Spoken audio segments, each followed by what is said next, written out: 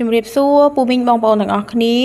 ចាថ្ងៃនេះគឺខ្ញុំមានសម្លខ្ទិះទំពាំងហើយបន្លែ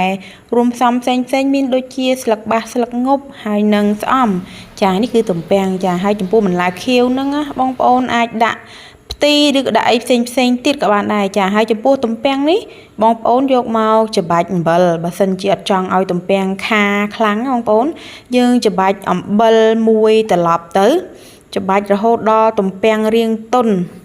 ចាបន្ទាប់មកទៀតយកទំពាំងនេះទៅលាងទឹកឲ្យស្អាតចាបើសិនជាបងប្អូនអត់ចង់ច្បាច់អំបិលទេយើងអាចយកទៅស្ងោរចោលមួយទឹកទៅក៏បានដែរជីសងលើចំណូលចិត្តចា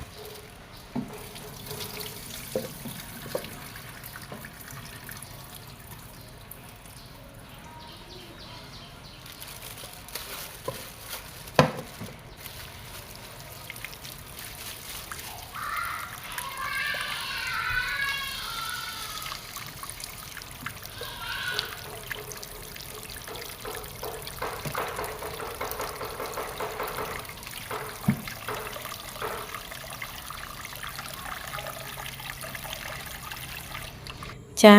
ការងារបន្ទាប់គឺយើងដាក់ទឹកចូលក្នុងទំពាំងហើយយកមកដាំឲ្យពុះមួយសន្ទុះសិនចាខ្ញុំប្រើខ្ទិះដើមអញ្ចឹងហើយបានជាខ្ញុំអត់ពិបាកដាំទឹកខ្ទិះអីទេគឺខ្ញុំដាំទឹកយកតែម្ដងហើយចាំដាក់ខ្ទិះដើមក្រោយបងប្អូនតែឥឡូវនេះអ្វីដែលយើងត្រូវដាក់បន្ទាប់ពីទឹកពុះហើយនេះគឺដាក់ប្រហុកហើយនឹងខ្ជាយហើយនឹងមើមខ្ទឹមសចូលចាដើម្បីឲ្យមានក្លិនឈ្ងុយនៅក្នុងសម្លតោះមកដាក់គ្រឿងឲ្យហើយទៅបងប្អូន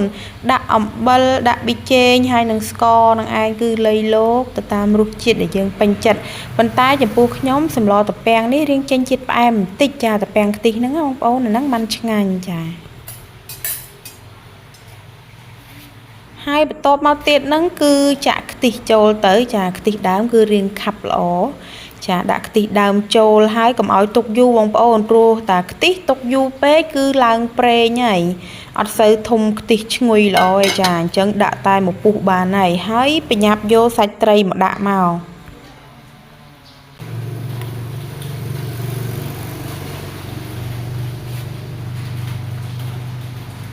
ហើយចំពោះត្រីនេះគឺខ្ញុំប្រើត្រីពោព្រោះត្រីពោនេះសាច់ទន់ហាត់សូវសម្បូរឆ្អឹងហើយមានខ្លាញ់ណាបងប្អូនអញ្ចឹងញ៉ាំទៅឆ្ងាញ់ណាបងប្អូនអាចប្រើជាត្រីអីផ្សេងក៏បានដូចជាត្រីឆ្លាំងឬក៏ត្រីកញ្ចុះចាជាពិសេសណាប្រហែលត្រីកញ្ចុះពងអូយឆ្ងាញ់ណាស់បងប្អូនហើយថែមជាមួយនឹងសាច់ជ្រូក3ជាន់ទៅគ្រាន់តែថាខ្ញុំអត់បានដាក់សាច់ជ្រូក3ជាន់ទេព្រោះចង់ញ៉ាំជាត្រីសុទ្ធព្រោះស្ងោរឆាចៀនសាច់បច្ច័យបងប្អូនអើយកិច្ចសាច់ខ្លះចាហើយស្លនេះគឺចំពេលមេឃភ្លៀងហ្មងណាបងប្អូនស្លក្តៅញ៉ាំចំពេលមេឃត្រជាក់គឺថាអូហូយសម័យដល់ណាដល់ណីហើយបងប្អូនអើយស្លបែបស្រុកស្រែទៀតណា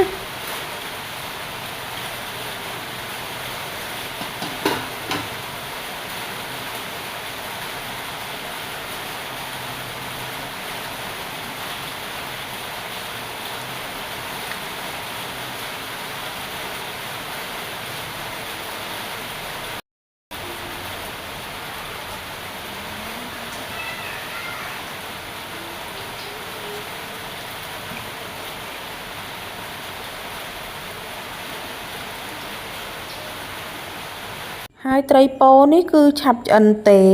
តែស្លពុះបានមកសន្ទុះហ្នឹងឆាប់ដាក់បន្លែខៀវចូលទៅ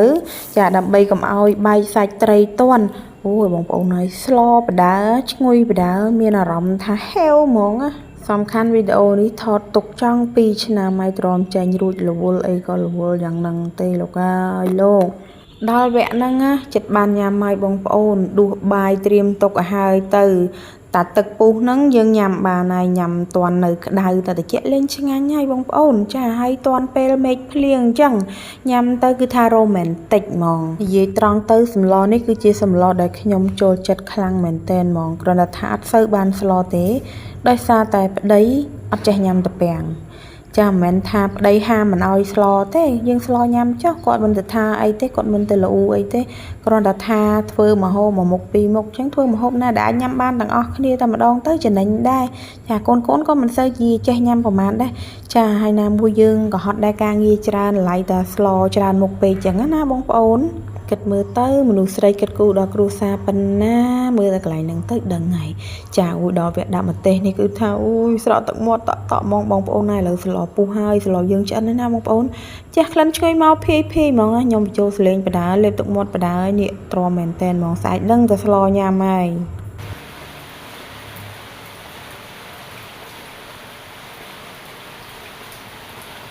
ឥឡូវនេះវីដេអូរបស់ខ្ញុំក៏ដល់ទីបញ្ចប់ហើយព្រោះសម្លឆ្អិនហើយសូមអរគុណពុកម៉ែបងប្អូនដែលបានចំណាយពេលទស្សនាវីដេអូឃ្លីបនេះពីដើមរហូតដល់ចប់សូមជម្រាបលា